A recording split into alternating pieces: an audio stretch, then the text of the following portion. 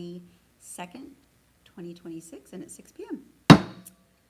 Welcome, everybody. We had a great work session, and super excited to start off our school year, our 26-27 school year. Hard to believe. All right, and we'll just move right into it. Mr. Newton, are there any revisions to the agenda? Good evening, Madam Chair. We do have a revised personnel report. All right. We also, we're going to pull off the, Do I do that now? Yes. Like ask for it? yes. Okay. Thank you. So, yes, I'd like to remove the board meeting, the board meeting calendar from consolidated action and put it in reports and or action items. Which one? Action item. Action item. Put it into action items. Okay, so there has been a request by Corinda to take something out of consolidated action and put it into action items, so we need to take a vote on it. So I would take a motion for that. I motion to take the board meeting calendar from consolidated action and put it into action items. Okay, and do I have a second? I'll second it. All right, so motion by Corinda, second by Brandy. Is there any questions or comments about that? All right, Jesse, Aye. Brandy, Aye. Corinda, Aye. Monica, Aye. Rich, Aye. Dave. Aye. And the chair votes aye, so that will be moved to action items, and we'll put that as G. All right, thank you very much. Let's move into superintendent and board communication then. Okay, good evening, Madam Chair and members of the board. Thank you for your active participation during today's board work session. Revisiting our foundational agreements and goals is crucial for keeping us aligned and moving forward together, and I appreciate your dedication to this work. I really appreciated the conversation with all of you this afternoon, so thank you. Yesterday, I had the pleasure of visiting Mid-Valley Elementary and Hood River Valley High School to see our summer school programs in action as they enter their third and final week. While our summer school programs are physically hosted at Mid-Valley Elementary and Hood River Valley High School, staff from across the entire school district are collaborating to support these students. Mid-Valley Elementary is hosting our K-6 program with 233 students enrolled, alongside a 3-week program for its incoming kindergartners. Meanwhile, Hood River Valley High School is serving 210 students in grades 7 through 12. Looking ahead, Jumpstart Kindergarten will run from August 17th through the 21st at Parkdale, May Street, Cascade Locks, and Westside Elementary, with 141 students currently registered. I want to extend my heartfelt gratitude to our summer school staff, custodians, secretaries, instructional assistants, teachers, bus drivers, department directors, summer school directors Kim Yasui and Mika Rusta, and executive directors Amy McConnell and Klumba Jones. Their hard work has made these summer learning opportunities possible for our students. I also want to thank the state of Oregon for securing summer learning funds for our school districts for this year, as well as the next 2 summers. Locking in this funding early rather than late in spring allows for much more strategic long-term planning. Families and staff participating in summer programming recently received an update regarding local air quality. This notice serves as a standard advisory whenever the air quality index enters the unhealthy for sensitive groups range.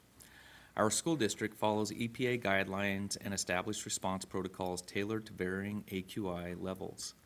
Thanks to a donation from the Oregon State University Extension Office, our maintenance and technology teams installed localized air quality monitors at every school this past spring. Real-time data from these monitors is publicly viewable on Purple Air, ensuring we make prompt, informed safety decisions whenever smoke impacts our county. Our next long-range facilities planning committee meeting is scheduled for August 19th. During this meeting, we will review cost estimates based on school and department priority lists alongside community polling data regarding potential facility concepts we have been exploring. We plan to present the committee's top recommendations to the board at the September 2nd meeting to gather your initial input. Following your feedback, we will host community listening sessions in the fall to refine our proposal before returning to you during the December 9th work session. In addition, I met over the summer with OPSIS Architecture Associate Principal and Architect Steve Nelson, Mid-Valley Elementary Principal Kim Yasui, and Early Intervention Early Childhood Special Education Supervisor Ann Carlos to discuss facility transition plans for our early intervention, early childhood special education staff. Steve presented a few architectural options, including one layout that particularly excels at meeting the physical and spatial needs of our staff and children. Steve and Ann will present these concepts to key members for feedback soon, and once a layout is finalized, we will establish a budget and a transition timeline. I am participating in a statewide funding advocacy initiative through the Coalition of Oregon School Administrators, otherwise known as COSA, to help shape K-12 education funding priorities ahead of the 2027 legislative session and beyond. Through this work, we are actively engaging school leaders and ESDs across Oregon to create a unified vision that reflects the diverse needs of students statewide. Our focus centers on establishing a shared foundation of budget facts and data, fostering collective learning among district leaders, and directly informing state policy and funding decisions. Ultimately, this group aims to ensure state leaders and policymakers fully grasp the true operational costs and growing needs of Oregon's public education system so we can secure sustainable long-term funding for our schools. I will keep the board updated as our legislative strategies and policy recommendations take shape. While we are in the middle of July, our executive directors and directors are preparing for the start of the school year, including the new staff in-service, our upcoming administrator retreat, synergy training, all with the plan to be ready for our students returning towards the end of August. There's a lot of behind-the-scenes planning and lift that'll occur between now and the first day of school, and I want to express my gratitude to our team for their hard work and thoughtful planning as we gear up for the 2026-27 school year. And that concludes my report for this evening. Great, thank you so much, Bill. Any questions? Mr. Newton? Okay, do we have any board reports? Anybody do anything fun? All right. I did have a chance to go to the OSBA summer school meeting down in Redmond a couple weeks ago, and it was really a great time to just talk to other board members, see kind of what's going on in different areas, and you know, it's always nice to kind of understand what's happening. I think technology is a big conversation throughout the entire state. So it is nice to know that, you know, there's a lot of districts having the same conversations, obviously decreased enrollment, all the things. And OSBA came out with, I think there was a few bills that were passed last session and that had an impact on education and public meeting laws and things like that. So they're putting out some new recommendations for policy, so we'll see those soon. And then today I got back from the OSAA summer meeting down in Redmond again, and there is going to be some new, I guess, guidelines for smoke that they'll put out for athletic directors and schools to follow to when kids should and shouldn't be outside, and that their recommendation was for everybody to have monitors at their own school so that you can decide where you are, because the state's, you know, the way the state monitors, it's a big swath, and we all know that can be really different even from down here as opposed to like up in Parkdale. So it's just, we're doing good with that. That's great that we had that grant. Yeah. That's really nice. Yeah, and I think a few changes with our athletics this year. I think we're going into a new conference maybe with some of our teams. So anyway, it's kind of fun. All right, we will move into public comment then, and there isn't any. So we'll just move on from that. All right, we'll go to the organization of the board for the 26-27 school year, and we will look to elect some new board leadership. And so at this time, I would take a motion or a nomination if anybody knows of anybody who might like to be the chair next year. All right, I'll make a motion.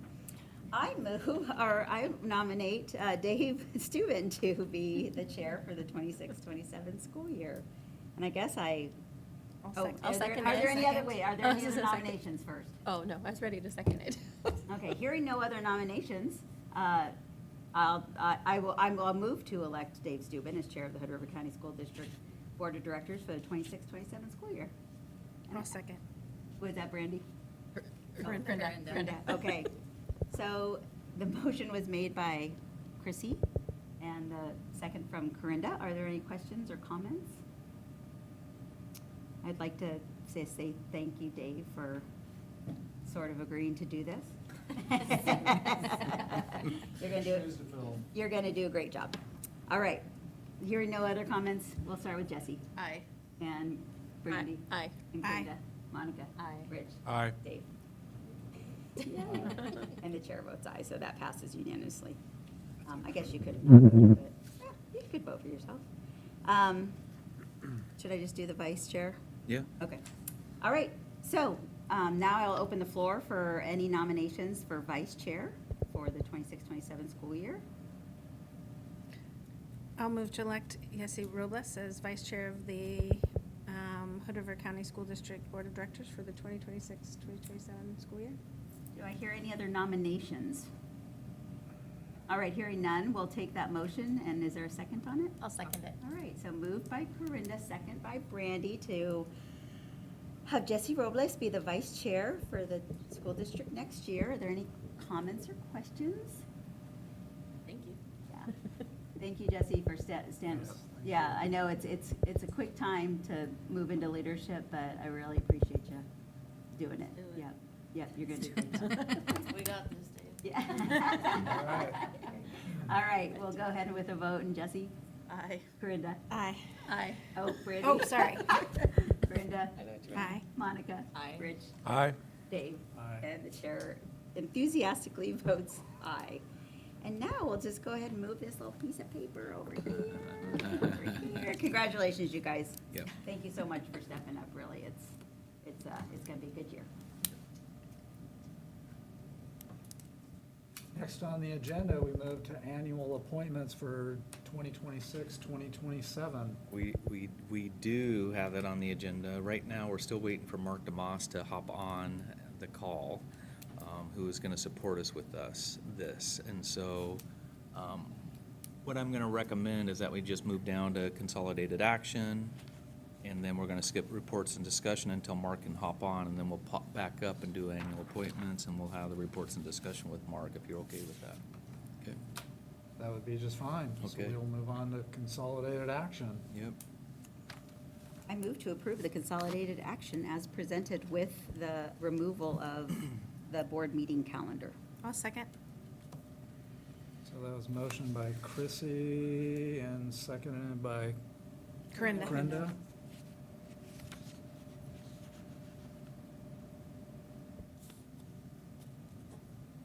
And we move to a vote. And any other comment? Oh, any other comments or questions about consolidated action? So we'll move to a vote. We'll start with you, Jesse. Aye. Aye. Aye. Aye. Monica? Aye. Aye. Chair votes aye. As strange to say, passes unanimously. Then drop down to reports. We're and gonna, drop down to action items, and then we'll circle back, and we're gonna skip adopt revised resolution until Mark is here. But we're gonna move into grant approval, if you're okay with that this time. Yes, so we'll move to grant approval for LTCT integrated programs with Columba Jones.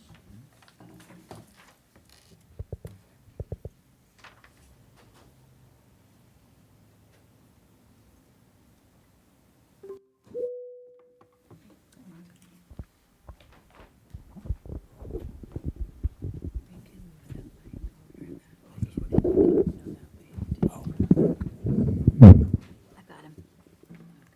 I don't need to say anything anymore. I need to, thanks. Hey, Madam Chair, members of the board, or Chair, members of the board. I am here to seek your approval on a semi-submitted LTCT Integrated Programs Grant application. This is an additional funding source from ODE for our long-term care treatment facility that is run through the Clare House. The grant amount is an additional $51,352, $352, I can't speak today. And what is happening with that is it's a proposal to strengthen transition services for students who are attending school there when they have successfully completed and are ready to exit. into either our regular high school, back to their home high school, or are needing an additional care in-home treatment. Those funds will be used to pay for additional hours for those transition services. So there's more individualized sit down, connect with students, their caregivers, come up with a plan on what metrics will be used to ensure that they're successfully transitioning out. It's a pretty small group of kiddos that attends the Clare House, about 16 right now. So they do require quite a bit of wraparound service and support, and so making sure that that transition team is strong and that plan is really robust for them is really essential to their re-engagement into community or back into programs where they're coming from. So that grant is still being finalized and written alongside Tim Champeau, who's the director of that program. And those funds are slated for the 26-27 school year. I move to approve submission of the LTCT Integrated Programs Grant application as presented. I'll second it. So we had a motion by Corinda and seconded by Brandy? Monica? Monica. Monica.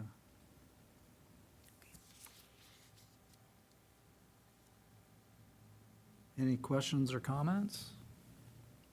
No? I appreciate this collaboration. You know, that's a population of kids that a long time ago would have just Yeah. dropped off at the edge. So it's really nice to be able to have a place for them to be and to really get those services easier Absolutely. than trying to track them down, so. And we're hopeful that for the year after that 27-28 school year, this amount will be offered again and twice. So that increases and we continue to support that program. Especially as there are a lot of services that are dropping off. Yeah. And these kids are just super vulnerable to that, so, thank you. Okay, the next grant. Oh, wait a is- second, we have to vote. Sorry. Need a vote? Sorry. Let's take it to a vote. Start with you, Jesse. Aye. Aye. Aye. Aye. Aye. Aye. Aye. Chair votes aye. Passes unanimously. And we'll move on to pathways to multilingualism. Did I say that right? Multilingualism. There you go. Yeah. It's a mouthful. It is. This is another grant through ODE. Kimusui submitted this, and it is a partnership between Mid-Valley YES and HRV aimed at strengthening our multilingualism student body population and supports that they receive by just increasing the professional development and collaboration between our elementary dual language school and our middle school, and then on to our high school to ensure that students are equipped and ready and have access to that seal of biliteracy when they graduate high school. One of the elements of it is to also increase our family engagement and make our parents aware of this being an option to really get their support around, developing that second language with students so that they can, be successful and utilize their talent of having two languages to be successful and continue to be successful. So the grant's amount is $49,967, and the bulk of it will be used in that collaboration fund with teaching staff, especially at WISE. Yeah.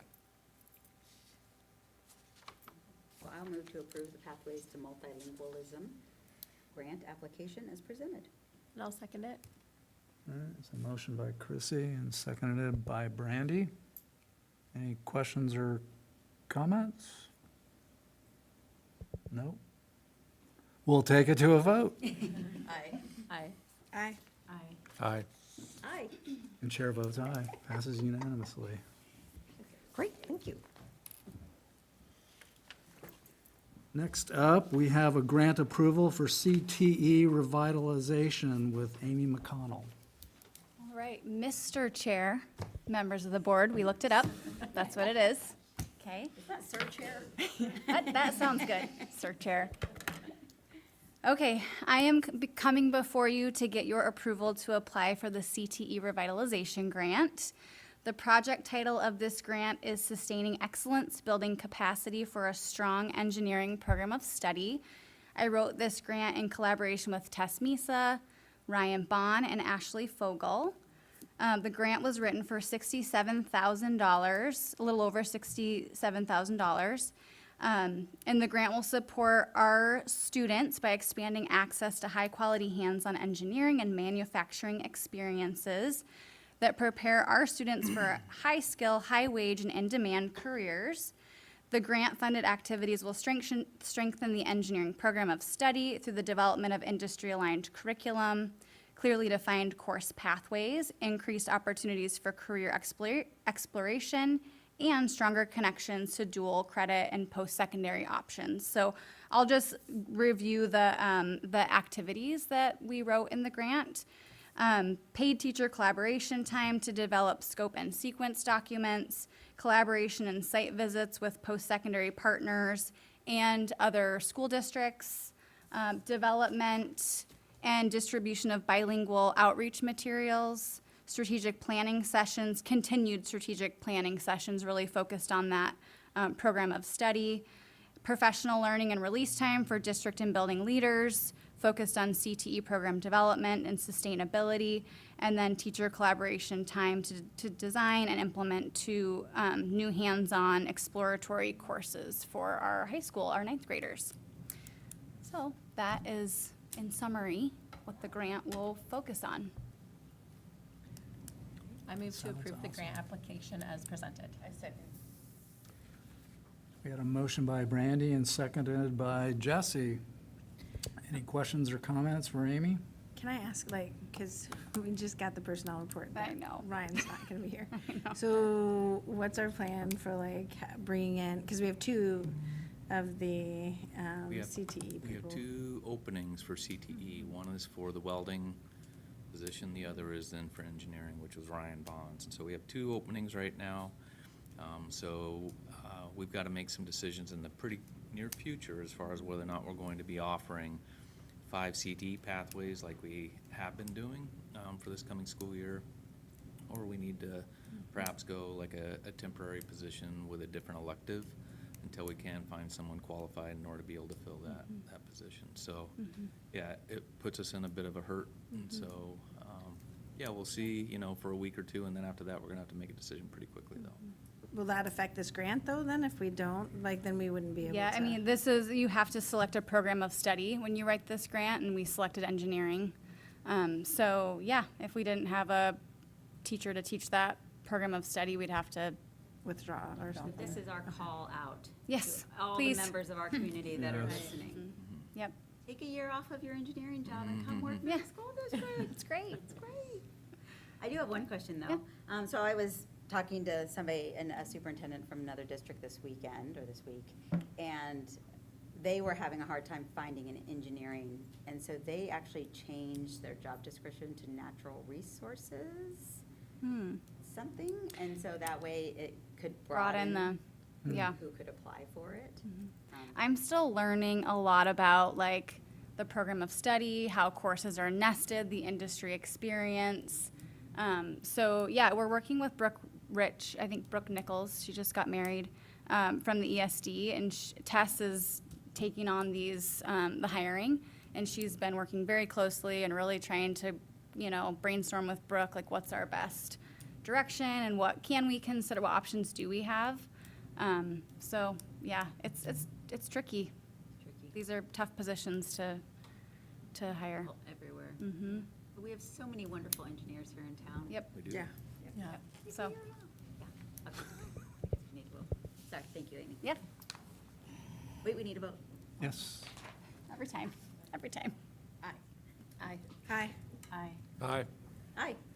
Chair votes aye, passes unanimously. Thank you. Thanks, Amy. Thank you. And next, we move on to policy KG/AR, the annual fee schedule review. That's right, so. Superintendent Newton. There we go. So, Mr. Chair, members of the board, whenever we make a change to a fee schedule, our fee schedule, we're required by policy to bring it before you in order to get approval. Last year, we actually had conversations with we have a community group that meets with us. They're comprised of different organizations that support youth sports. And during those conversations, we had actually done some comparables. A lot of the school districts to the west of us in the Portland area And we made a proposal with elevating our fee schedule quite a bit in order to become more in alignment with that. And we got quite a bit of pushback from that community group saying we were gonna price kids out, price the organizations out. And so we decided we weren't going to move forward with a fee increase last year. But we are coming forward this year with a revised fee schedule. And so I'll present here.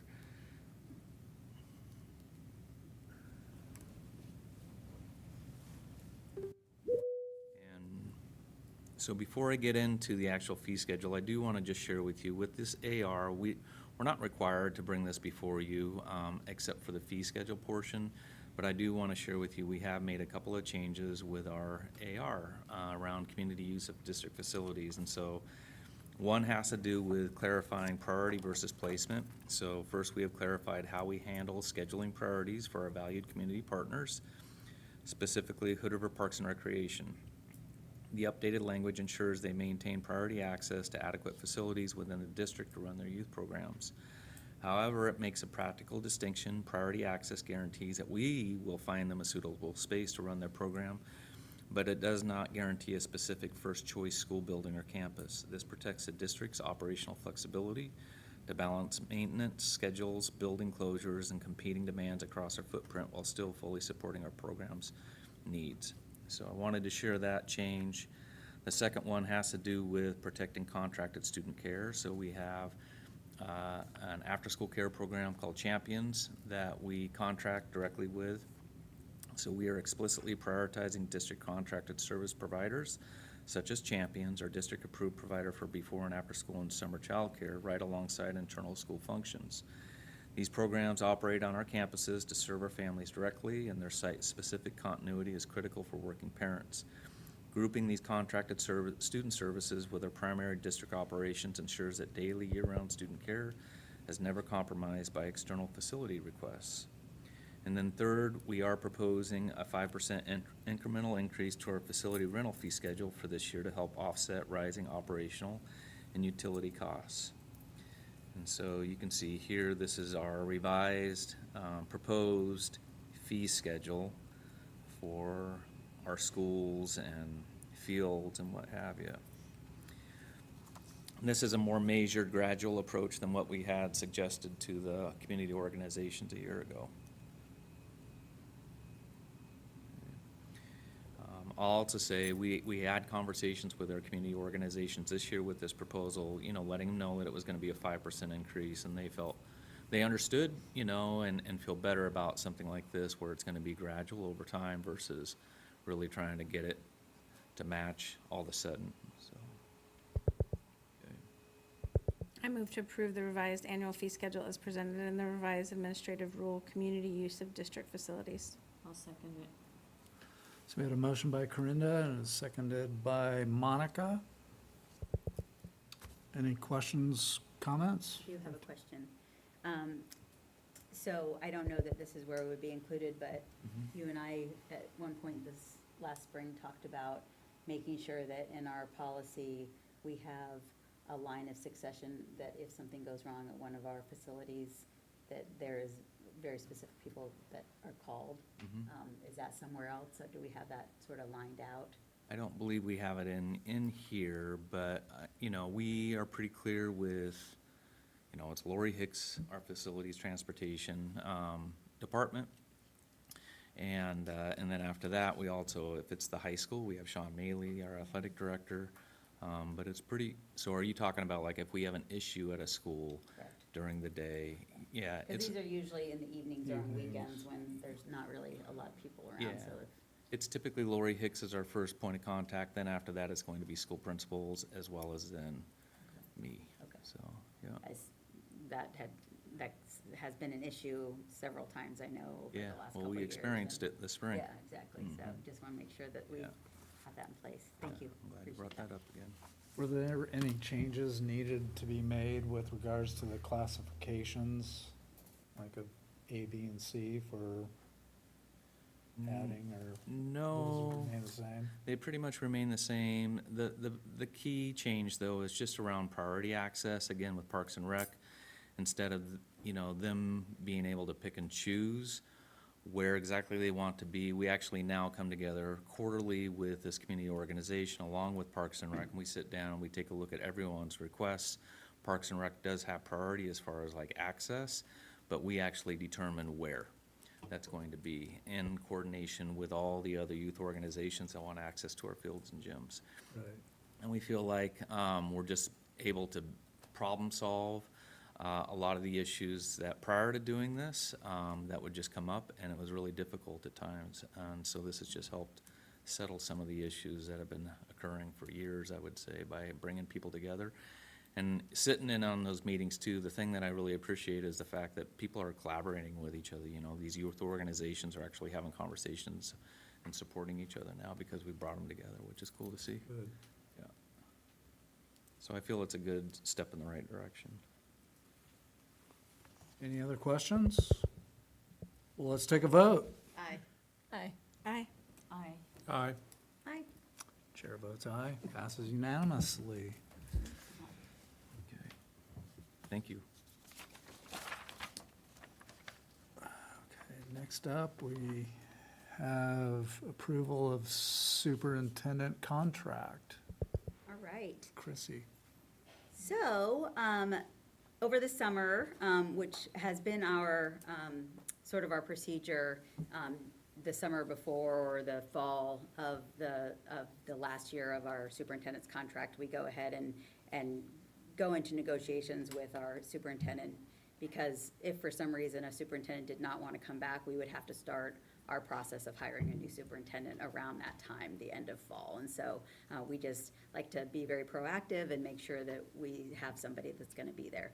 So board leadership, as it has been our role designated by the board, went into some negotiations with Brian Hungerford, our legal advisor, or our lawyer, I guess, was there with Dave and I. And then Superintendent Newton was represented by, what is the name of it? Rob Saxton? Rob Saxton, and he is, his organization is the same one that has put together all the comparables for like all its different staff, administration throughout the entire state. And so what was really nice is that Rob came to the table with comparables for, just like we did with the licensed staff, with comparables of superintendent salaries, with our like districts as far as demographics and you know, our district, but also then with demographics that were the same as far as cost of living and all that. So Dave and I and Brian got a chance to kind of look over that. And in aligning with our core value of committed and supported staff, we have made a decision as a board, we've talked about this many times, of really making sure that we are supporting our staff, all of our staff, with levels of benefit that equal or are good, are considered, are fair among, in the state. And so we looked at what we were compensating Superintendent Newton with, and we recognized that he was very low on that level. And so we went ahead and kind of put together a package. That package directly mimics what we gave our licensed staff this year. And so it's a 2% over the life of the contract. We also went ahead and extended the contract to another full 3 years. So instead of kind of tacking on, we're going to offer Superintendent Newton 3 years. And so that will be done in 29. Yeah, 20, yeah. What, 29, 30? Yeah, thank you. Anyway, you all had a chance to look at it, and 29.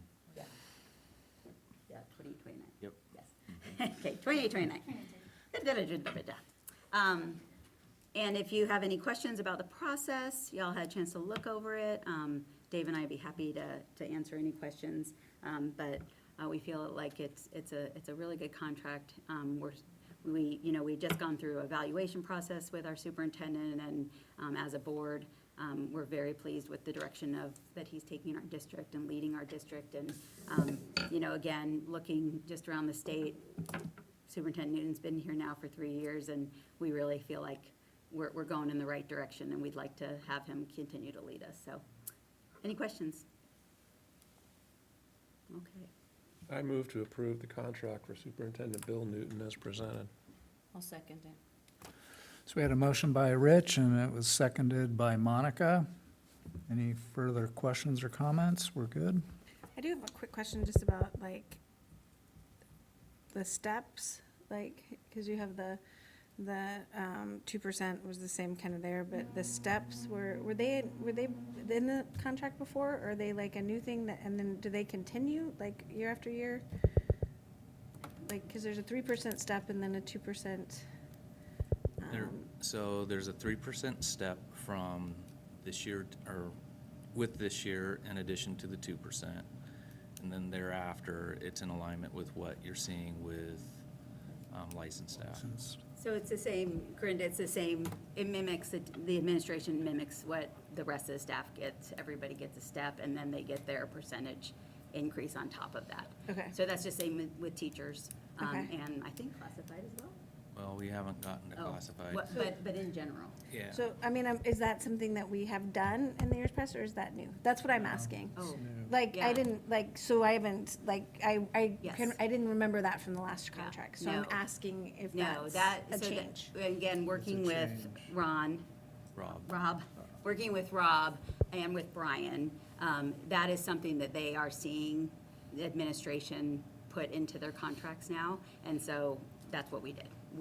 So is that a step every single year? I Because get- because we don't step, like, the licensed, Yes, we do.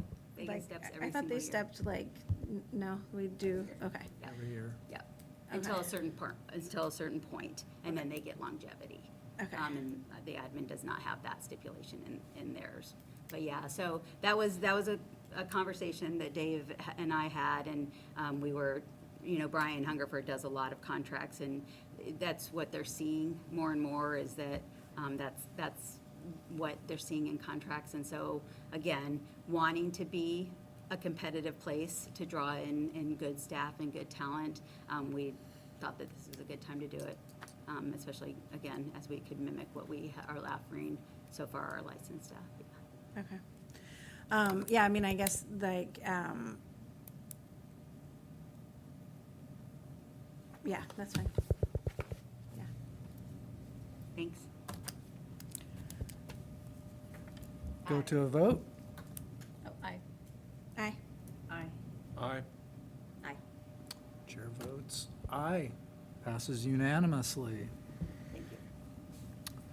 And then scope the calendar. Okay, we're looking to approve the 2026-27 board meeting calendar.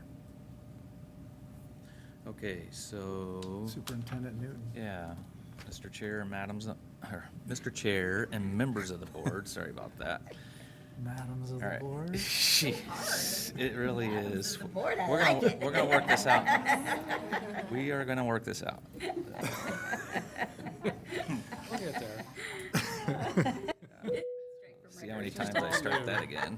All right, so you have in your board packet a board meeting calendar draft. And there was a change to the practice for the first 3 months of the year, September, October, November. Then in previous years, typically it's been the second and fourth Wednesday of the week, of the month. And the change was made to have it be the first and third. And the reason is because when you take a look at November 10th, Veterans Day, it lands on a Wednesday. And it happened to be the second Wednesday of November. And we can't have a board meeting on the second Wednesday of November because of Veterans Day. And so we backed everything from that, so we went to the first and third. However, that I do understand that creates a conflict for one of our board members, and so I just wanted to open it up and see, a suggestion that we could do is we could have a board meeting on September 9th and 23rd, and so it would go back to the 2nd and the 4th, so you'd have a board meeting on September 9th and 23rd. Let me see if I can show this tab instead, so you can see the visual here for you. So again, September 9th and 23rd, and then October 14th and 28th. And then our November one, though, would skip a couple of weeks, and we'd come back on November 18th. We'd have one board meeting in November, okay? Which has been our practice, I think. It has been. Yeah. Yep. But it would just get us back to the second and fourth instead of the first and third. Yeah, and I guess, I mean, I can tell everyone, I mean, I already talked a little bit about it in my thing, but, I actually I work like with residents and I have a full schedules for the next 6 months. Yeah. So it's really hard for me to get, to change that or get off. And so, I could make him, but I'd be late every time. So that would be my only thing. Like, you can still keep it at the one, but I just was gonna let you know that I will be late at every meeting. So, cause I usually am not out by 6:30, so, sorry. I think for me, I actually, it does not work for me on the 9th, but I just sort of, it's always been the second and fourth. Mhm. And so just for sort of scheduling purposes for people that have real jobs. Yeah. I just like the idea of trying to keep it on the second and fourth. Consistent? Yeah, consistent, as long as it doesn't muck up anything else. Yeah. And again, I think we've only had one board meeting in November, so that's not, And the second. sort of manipulating Yeah. that's not a big Yeah. deal. Yeah, I mean, I have that in my schedule Yeah. as the second and fourth. Does So. anybody else have, sorry, Dave. How does that work for The second and fourth everyone works. else? Going to the second and fourth versus first and third? Yeah. I mean, and I guess the other question is that if we had like a problem, like we had to have another meeting, sometimes we have like changed the day, like we would just switch it to like the Right. Tuesday or, Mhm. Yeah, like Okay. before that type of thing. So, I mean, that's the other, like, if we needed to do something else, I mean, that would, like, if there was a reason why we had to have a meeting Yep. in that November. well, if everybody's good with that, I would take a motion. Before you do, though. We have one to other- have a one- revised schedule, Well, or- one other thing is I talked to Gus in the HR department today, and we have, on this schedule, August 5th and 13th for personnel report only. And the reason we have that, it's a real quick 12 o'clock meeting on virtual and just to approve our personnel reports. We don't feel like we need to have one, consecutive after August 5th, so we'd like to change that to the August 13th to August 19th. So August 5th, August 19th, and then just as a tentative, because August 26th is our first day back with staff, if for some reason we have a need to call a meeting, we would try to get people together for the 26th really quick to approve any additional new people that would be coming. So I just want to put that out there and see if that's a possibility. We would only do that, though, if we hired, say, like, an engineering teacher that we need to Sure. get started. So, yep. So that moves. Okay, so will you just say all those dates? Yeah, again? so I'll say them again. So the revisions would include then, you would have virtual tentative meeting, a virtual personnel report meeting for August 5th, and then again on August 19th. And then the 26th is a tentative, just in case. And then after that, then we would have September 9th and 23rd, and October 14th and 28th, and November 18th. So those would be the changes. So will you say, I'm sorry, will you say October again? What was October one more time? October 14th, you want me to refresh? So October 14th and 28th, October 14th and 28th. and then November, You changed it on this, yeah. So, there you go. Oh, perfect. Okay. And once it's approved, then we'll send it out. send it out, calendar invite, so it'll all be on your calendars.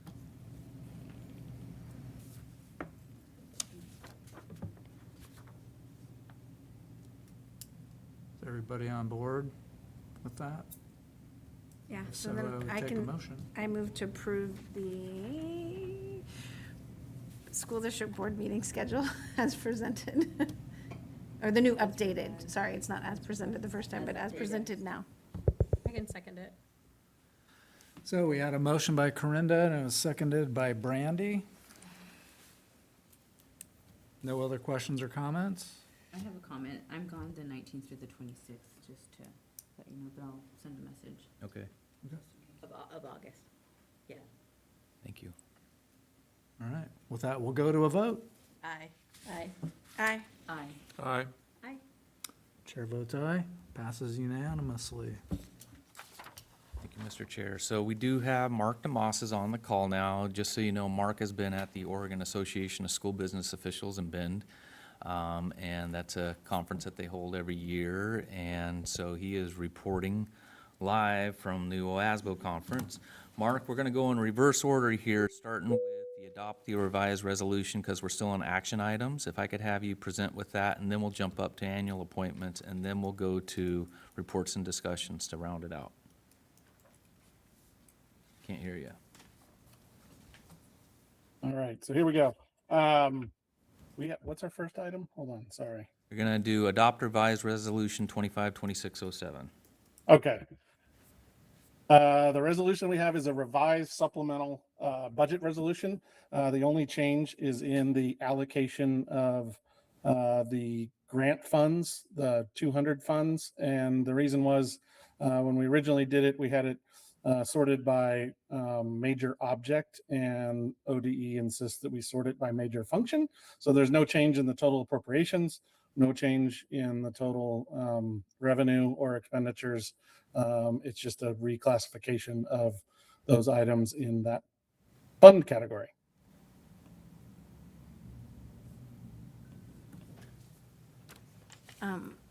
I move to approve wait, no, sorry. Which one is it? I move to adopt the resolution 25-26/07, revising the original budget resolution. I second. So we had a motion by Corinda, which was seconded by Jesse. Any questions, concerns for Mark? With that, we'll go to a vote. Aye. Aye. Aye. Aye. Aye. Aye. And chair votes aye. And it passes unanimously. Thank you, Mark. Okay, we've been jumping around, so that concludes action items. And we are jumping up Let's go back to to annual appointments. annual now. appointments for 2026, 2027. Which should be a list that represents basically the same set of annual appointments as in previous years. So I will move to approve the annual appointments for 2026-27 as presented in Exhibit A. I'll second. Heard a motion by Chrissy and it was seconded by Corinda. Corinda. Any questions? Let's go to a vote. Aye. Aye. Aye. Aye. Aye. Aye. Chair votes aye. Passes unanimously. Thank you, Mark. Thank you. So we're done with the annual appointments. So we go to consolidated reports. We're going to go to reports we and did those? discussions. Reports and discussions. Got any of my reading glasses?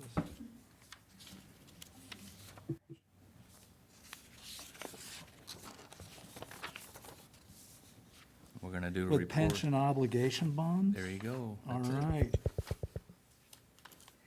And you're, There we go. Chair, members of the board. I apologize for my tardiness today. And I know you've had a long day, so we're going to try to make this as painless as possible. However, pension obligation bonds, it's probably the biggest financial only transaction that we can contemplate as a school district. It's just in general terms, $30-40 million, 20 years. So it's a big deal. The objective tonight is to discuss really just what they are, because 20 years ago, a board sat down and agreed to do pension obligation bonds, and those are expiring within a couple of years here in 27, 28. And with the expiration of it brings an opportunity to create a new program. However, As I said, pension obligation bonds are a very complex financial structure for the district. So tonight, what we want to do is introduce it. I'm going to throw a lot of information at you. There's also an attachment in the package that came from Piper Sandler that you can read. And so this will give us time, as we'll talk about in the timeline, to ask questions, get comfortable with the transaction, etc. As I'm going through the report tonight, feel free to stop me with questions. And if it doesn't fit in the flow because we're answering it later, I'll just let you know and we'll go on. But I don't want to go past anything if something's confusing. Okay. Agenda, basically, this is it. The mechanics, how pension obligation bonds work and how side accounts work. The second, we'll talk about the historical track record, which is basically the last set of pension obligation bonds that are getting ready to expire. And then we'll talk about the current risk analysis, which I'll explain what that is, and then timeline and next steps. There's some financial data that's been compiled in the presentation that's coming from Piper Sandler. It's coming from Econ Northwest. It's a lot of data behind it, but this was updated as of June 2026. And so one of the things to keep in mind is this will change over time. Okay. What are pension obligation bonds / side accounts? You're going to hear a lot of these terms referring to sort of the same vehicle, although they're different elements of it and different mechanics. Okay. The first is, what's the core concept? If you're familiar with the term arbitrage, essentially a pension obligation bond is a construct where the school district is going to borrow money at a fixed rate. In this case, it will be invested with PERS, and that hopefully PERS over time should earn a higher variable rate. We'll talk about how that works and why it works. Originally, these were conceived because of unfunded pension liabilities, and it was a mechanism for local governments, they're the only ones that really do pension obligation bonds, to borrow money in the future, take the bondholder money, apply it, get it invested, and have it return money in order to offset some of the unfunded liabilities. And so we received a rate credit. So now what ends up happening is with these bonds that we sell, they're taxable debt, so they're sold on a taxable basis. It's not non-taxable. And so they have a slightly higher interest rate than what we would get on our GO bonds or our capital bonds. And of course, the benefit of it is that the proceeds go into what's PERS called a side account, and that develops a rate credit that lowers our payroll cost. And those numbers vary over the 20 years. The mechanism of the rate credit is essentially this, that if the PERS rate, whatever the standard school pool rate is 28% and our rate credit is 10%, they're going to subtract it. They're going to charge us 18%. And then the other 10% basically comes out of this side account that's sitting out there. It's a statewide trend, like 150 Oregon jurisdictions from school districts to counties. I think Hood River County's had a side account. The college has had a side account. And so lots of people have done about 8 billion in issuance. So it's nothing new, but it's just a very different transaction. And because it's such a long-term commitment and the amount of money we're talking about, we just want to make sure that the board is comfortable with it. And we're aware of everything that goes on with it. Here's basically a picture of what the transaction consists of. If we just sort of walk through it in 4 steps, essentially here. The first is the bond purchase. We go out and we say, we're going to sell. Last time we did about 25 million in bonds. This time we could do 30 or 40 million. That amount's yet to be determined. And basically we go out and we sell the bonds. The investors buy the bonds just like they would on a general obligation bond. They give the money. Basically, we turn the money straight over to PERS, and they establish a separate side account in the name of Hood River County School District that's used during this process, during this 20 years. So it's deposited into a PERS side account, and 2 things happen at the same time within this account. The first is PERS invests it. They have an inflow. You get whatever the rate is that PERS has on its standard investment over the course of time. And we'll show some numbers on that in a little bit. The second is that this rate credit application, the outflow is going to be pulling money out to go pay off pension obligations as they come up. Today, and we've talked about it before as we've talked about PERS costs going up 20, 25, 30% of payroll, about half of our total PERS cost today is based on unfunded liabilities and paying off those things over time. And so that's really what this is targeted at, is to try to remove that as much as possible. Finally, the district then pays a fixed principal and interest for debt service, which we don't really show it here, but it comes out of our future state school fund payments. It's called an intercept payment. And so if our regular school fund payment for that month was $5 million and we owed $500,000 for the pension obligation bond debt service, we would only get $4.5 million, and that $500,000 would go to basically the agent who acts on behalf of the district to go manage the fixed payments on the bonds. Okay. Another way then to look at it is to talk about kind of why it gets super complicated and what are some of the variances we've had in the past and what's happened. Essentially, this side account, I put in parentheses, bucket, acts as two vehicles at the same time. It acts as an arbitrage, meaning the investment of money going in versus the fixed bond payments coming out. And then also coming in and out of the bucket is whatever's expected in terms of the monthly rate credits to payroll and things like that. I created this picture.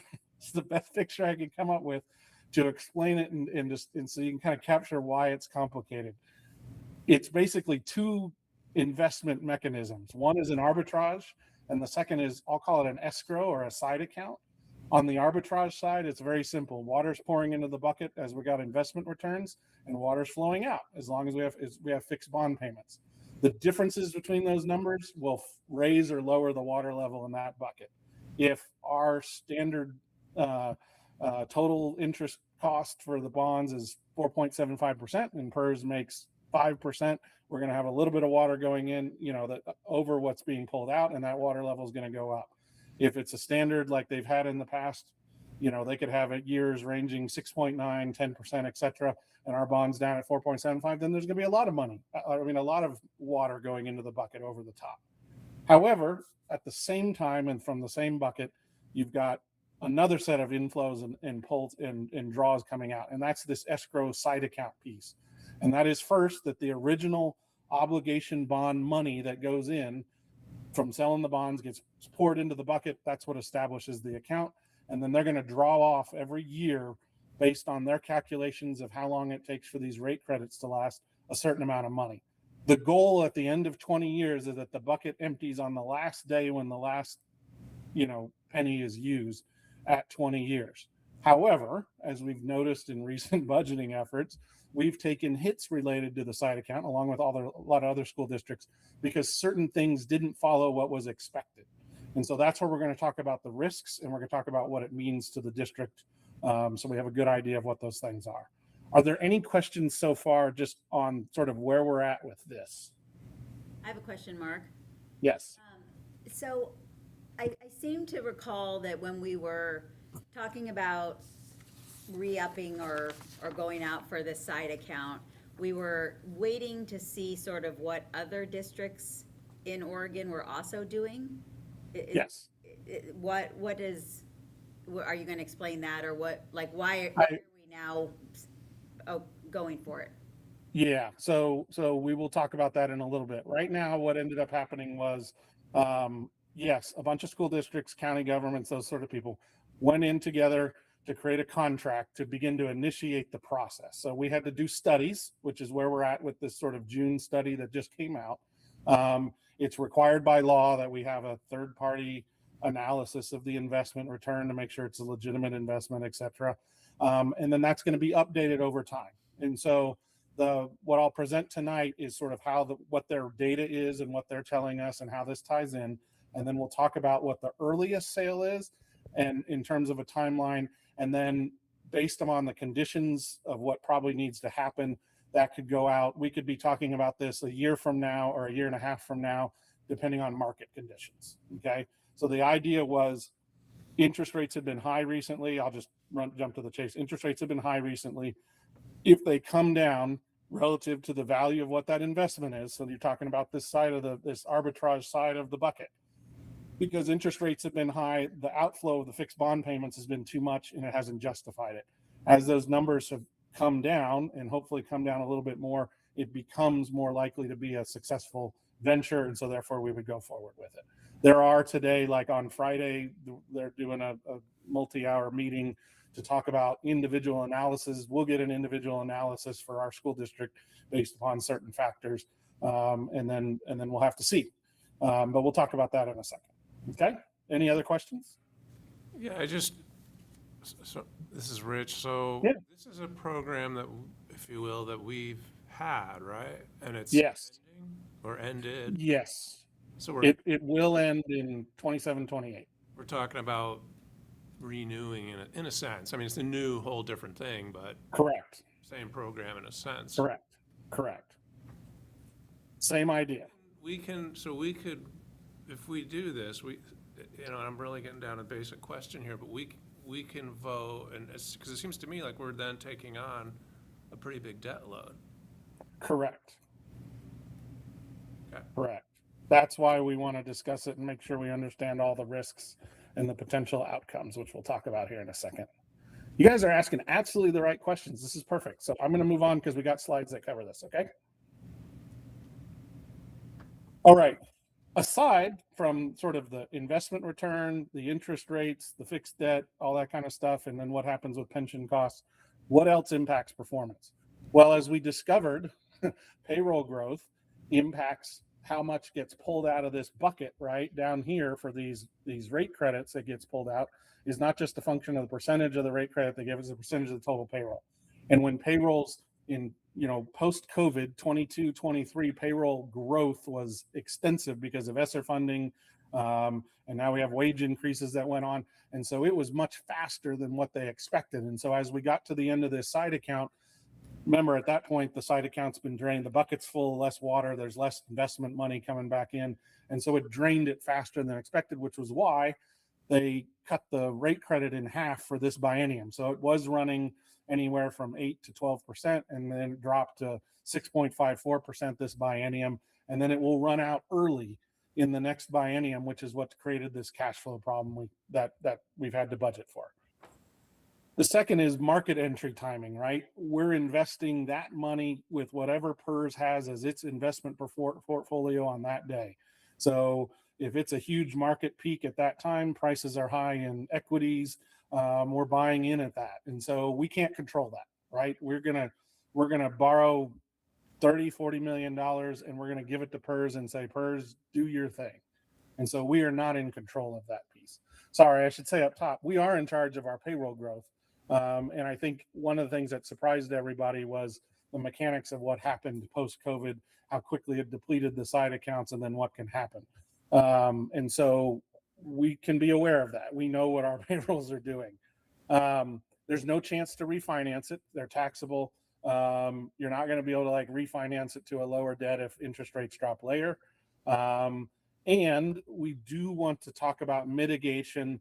And so developing a dedicated reserve fund. This did not exist in the last cycle, a true dedicated calculated side account stabilization fund on our books that was designed to absorb both 1 year and multi-year changes in the market. We'll talk about why here in a second. Okay. So all of those impact performance. This is why it becomes probably one of the most complicated things we can get involved in. So along those lines, there were specific volatility or we'll call them shocks that occurred in the last 20 years. The sequence of returns is really important. When we originally did our side accounts, you were 2002, 2004 sales. There were great returns in the market up until 2007. And all of a sudden you had this market collapse in 2007 and 2008. In the ours worked out pretty well. We had increases prior to that. Then you had this large drop, and then you had the market return over the next, whatever that was, 13 years on the tail end, 15 years. However, districts that invested in 2007 invested at exactly the wrong moment in time, and their investments dropped in 2008, and they will likely never recover and create much of an investment play even over 20 years because of the original loss. One of the things to remember as we talk about this, the 2008 market decline is considered on the order of magnitude as 1929 market crash. These are very significant, one in kind of 50-year events. And so in one sense, we do have data of what an event like that does to a side account. And so we will talk about that here in a second. Also, the rate relief is inconsistent. The way PERS calculates it is if they go 2 years in, have a great market returns, the investment account, the bucket fills up with water. So now they get to add more money coming out at the back end. They're going to change that rate credit. Likewise, if it drips and then it goes back up, they're going to change the rate credit over time. And so it fluctuates yearly. It's not a standard number over 20 years, but the debt payments won't change. No matter what, those are fixed debt payments that we are obligated to make regardless. Then there's sort of volatility going on with delayed rate credits. One of the things to remember is PERS, just like the rates that go on today, when they finish this biennium, they will do their valuation into the, which is actually, let me back up. The valuation and the rates that we will get for this next biennium are based on the previous biennium and the valuations that are completed prior to them. And so you have this like 2 and 3 year delay, and it can create it like an accordion effect in terms of how these rate credits get applied. So it's just inconsistent. That affects our budgeting. If you think about it over the last 20 years, it wasn't a big deal. It went up and down. It went up and down considerably. It wasn't a problem. It was only a problem with the sort of end of life payroll growth that we have. There's another sort of aspect to this with volatility, and that is that there can be a tendency to sort of double down our exposure. And that's because as like the market that declined in 2007 and going in 2008, those rate credits throughout that period remained high because PERS hadn't reset the system. And so as a result, significantly more money was drawn out of the account than should have been drawn based on investment. And so therefore, when that finally did come out with a rate credit, it dropped considerably down to like 8% from 11 or 12%, which is a huge number when you think about, we're running a 30-something million dollar payroll, 3%, talking $1 million a year, that kind of thing. And so these can be big numbers relative to what we're doing. And so all of that sort of gets tied in. And so here's where you get to sort of the rubber meets the road. Pension obligation bonds are different than everything else that I think a government or a school district is typically thinking about doing. We don't think about increasing our risk or our volatility. We think about reducing it. And a pension obligation bond definitely increases risk. It takes money at a low. School districts get usually a very good interest rate when they go out for borrowing because they're considered stable and all that stuff. And so we're actually doing the opposite. We're taking it, investing it in the market, which is increasing volatility. No matter what happens over a 20-year span, you can have short-term cash flow issues that can affect budgeting. And it is sobering to think that, yes, like what we make as a decision today will affect a board in a school district 20 years from now.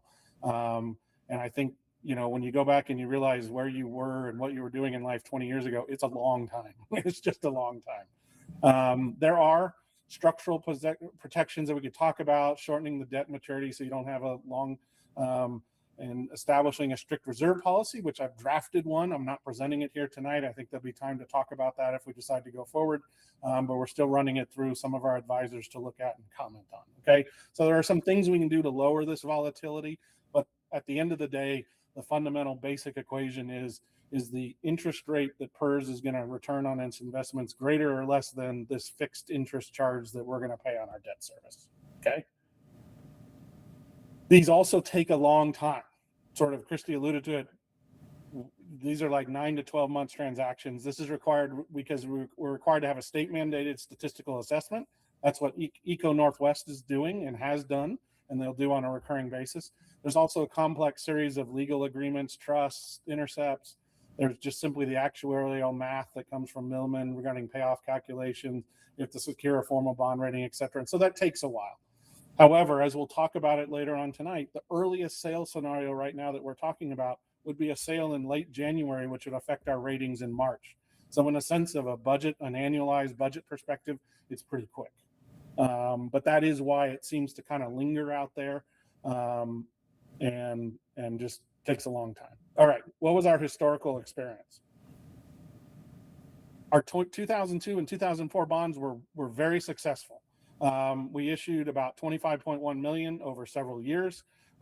We achieved 16 million in net savings through 2024, and then that's when we've had to absorb this 2.1 million dollars in tail sort of cost because the side account got depleted too fast.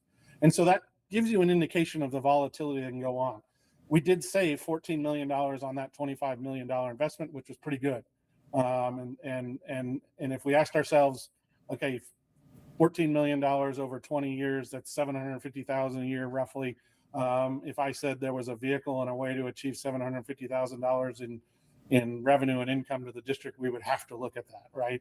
And so it's a very real thing, and it can be lucrative for the district in terms of helping to handle this increased pension cost.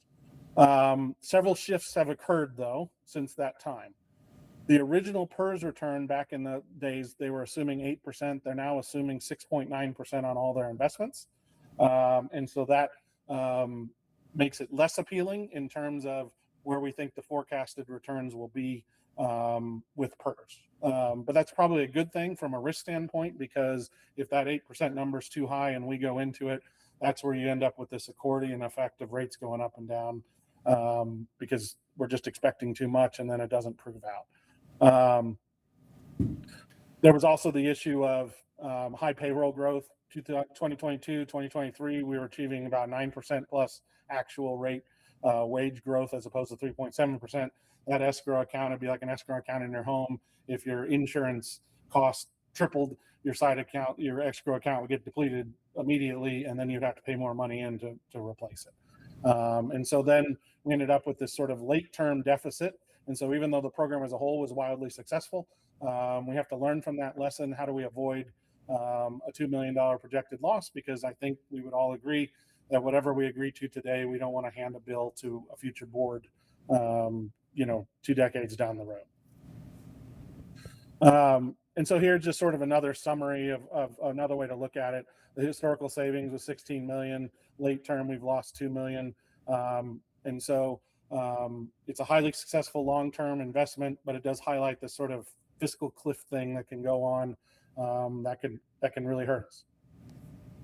This chart here, which is in your books, you probably can't necessarily read it online, but I think we give them as handouts, is a historical summary back from January of 2026 of the side account performance for Hood River County School District over time. You'll see here that it's basically the PERS year runs off of a calendar year, so unfortunately it doesn't exactly tie to our July to June financial statements. But you can see that, like, here was the amount that of payroll, and so you see how payroll escalates over time. You see the balance on January 1st, expenses, the rate credit. This is the amount that they gave to the district, and so some of those are really sizable numbers when you look at these, right? $3 million, rate credit for PERS is a big number. And so then you also have here this reported investment earnings. I highlighted in red this 2008 number so that you can see that, hey, we did have a major negative impact in the middle of this, and we still came out very well. We still did good. You can see the rate earnings basically on the investment over time, and you'll see that it's a pretty volatile number, right? It fluctuates with the market. If you've ever watched your 401k, goes up and down. And so then if you compare that then to the net debt service, what you end up with on the far right is the calculated pension bond savings for that year. And that's the amount of money that the district did not have to pay out relative to what it would have been if we had just stayed on the state pool rate and not had a side account. And so that number varies. Let's say it averages 750,000 a year, and it's pretty good. However, you'll also see here that what happened is towards the bottom in 2023 and 2024, when wages and total payroll increased significantly, we took like a $2 million pension rate credit in calendar year 2023, which was much higher than what it had been in the past. because we had all that payroll going in at an old rate credit that was very high. And so then we had this rebound effect as it expired. And so that's a good example of sort of the year-to-year volatility that can go on. Okay. This next slide is then a picture of a projection. This is also from January of 2026 of what happens as this vehicle expires. And the only thing I really want to sort of point out here is that in the last 2 years of the programs, we were still getting rate credits, but the net pension bond savings in these years was negative because we ended up with an expiring rate credit that was reduced. And basically in 27, 28, we have a $1.5 million debt service in that year. It's half the normal rate of like 3+ million, but we have no rate credit that offsets it and goes along with it. And so that's what creates this sort of short-term negative, and specifically related to the end of life. We'll talk about some ways to probably work through that to assure that that doesn't happen and we don't leave some kind of legacy in the future. But this is a good picture of what can happen over a 20-year span. Next slide. Actually, yeah, so we'll talk about the future in a second. Are there any questions about the historical, etc.? Okay. What can we look for going forward in the future? Okay.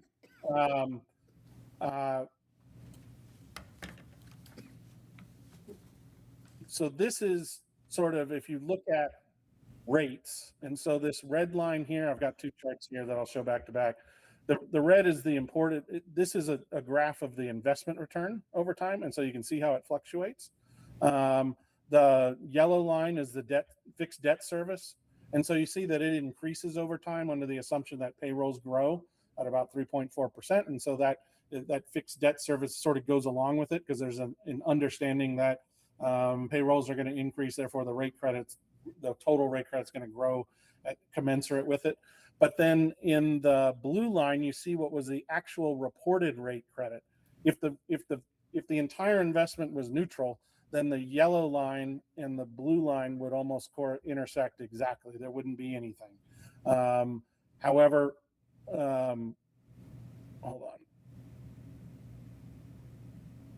However, what ended up with is now that you have, this is the blue line's higher. Obviously, the rate credit that they gave us was higher, but it doesn't follow exactly with like investment. You see this lag. And then this green line represents the total savings to the district over time. And so it actually turned negative somewhere in 2013, 2014. It actually had turned negative and then rose back up. Then you see this light increase because of the payroll growth. And then you see the decline in the end. It's sort of just a visual picture. This next slide is another way to look at it in terms of the same percentages, but on the right, I'm giving you the total pension bond savings in terms of an absolute number. And what you really see here, I think, that comes out of it is that if payroll growth here is this yellow line, the pension bond savings actually tracks closer to the payroll number than it does to the investment return. And I think that's simply because over the life of it, there's so many ways in which PERS effectively spreads out its investment returns. Its private equity returns are long-term plays. They get spread out. Then you have this spreading out of the rate credit, et cetera. And so really payroll growth becomes the biggest driver of what that savings is. And as long as we can manage that process with a good reserve policy, we can avoid this fiscal cliff at the end that we had. And so here's what happens. There's sort of a complexity, I call it complexity trap, the reality of these pension obligation bonds. The first is that we are conflating, or we're merging market performance with local payroll growth changes. You got the arbitrage side account coming out of the same bucket. It makes it really complicated to understand. In terms of what's good about it, you get actuarial smoothing, you get rate relief, you get higher market returns versus lower TIC. However, sometimes in the reality of it, we got to realize that you can have rigid debt payments, rapid side account, potential budget cliffs. So there are some negatives in downturn. In my mind, as a conclusion, what didn't happen over the last 20 years was districts didn't actively manage their own side account, and they relied on PERS to do it. I think that's a mistake. I think PERS is doing its best the way it knows how to do it, but it's always going to use payrolls at a percentage because that's the way they're wired to take money out. We need to go back and look at it in terms of like you would an escrow for your side account. Regardless of what happens with payroll, we want to make sure that if that's set to only take $1 million out, we don't want to take 1.5. We want to reserve that $500,000 savings off to the side and use it in case the rebound effect comes. And we can do that. We can do it because this analysis here, this spreadsheet and calculation, we can keep it up ourselves. We can have a third party do it for us, which is might not be a bad idea. We're talking through that in terms of what it could look like. But we can know that, hey, if the estimated reported rate credit is only expected to be $2 million and then it peaks out here at 2.7, there's probably something that's being taken over, and we need to offset it. Likewise, you'll see here these calculated pension bond savings. They were huge in the early years, but you'll notice because the rate credit lags the change with PERS, that here you have the market decline, but we're still taking these large savings during this period. And so that's this rebound you're having down here when it actually turns negative down in 2013. And so that's something we have to just manage, which I think we can. It's a complicated series of investments, but at the end of the day, if we break it apart into two pieces and understand what's happening, if for some reason the market doesn't perform and there isn't a savings, then we need to reserve all the money that's being calculated by PERS as a pension bond savings because it may just not be a performing investment vehicle. In terms of the other side of the bucket, if this escrow account is pulling money out too fast, we can reserve that on our books. We don't need PERS to do that for us. We just have to have this picture so we know what we're doing. Okay. And so structurally, we can do things as a board to prevent those the sort of the fiscal cliffs and things that we've had. So Mark. So what would it look like today? Oh, sorry. Yes. Can I ask a question? Yes. For this, when you say we manage it, the PERS would still be managing the overall account? Yeah, we can't touch the side account. We're just managing how we take funds out. Is that correct? Or No, we don't get to manage any of that. PERS is going to do that with the bucket. Here's what we would do though. Let's say budgetarily, right? Because we go in and we budget every year, and we say that during, like, if I went back to one of these years, that we expect the net return to only be $1 million during this time. We can, because remember, we're not paying PERS for the full amount. We can take $210,000 in cash and put it into a reserve account on our books. Say this is what it is. We're only going to take $1 million credit. That's different than the way school districts have historically budgeted pension costs, right? When you think about it, pension cost is always a percentage of payroll. You apply the percentage of total payroll, that's what you take. This would be a different way of looking at it, more as a fixed return, right? That the escrow side of the equation and what we should take out of it should be fixed at a number. And maybe in this case, if it was over $1 million, we wouldn't take the credit for that. We would keep the rest of it on our books. We can certainly do that. It just takes an extra couple steps, but it's complicated, and it's worse, I think, to have $1 million fluctuations going on. Mark, Did I answer your question? can Yes. you run with this example? So that 1.2 million that you talked about, Yes. if you were to say, okay, so you're taking $1 million for pension bond savings, and then the 210,000 is set aside. Can you explain then the $1 million in savings? What is that used for? What is that going to help us with? So the $1 million is the natural result of what PERS charges us versus what the net debt service cost is. Okay. So in this year, if you look at 2006, we started the year with a balance. They gave us $2.4 million in rate credit. So I think the rate credit at the time was like 11 or 12%.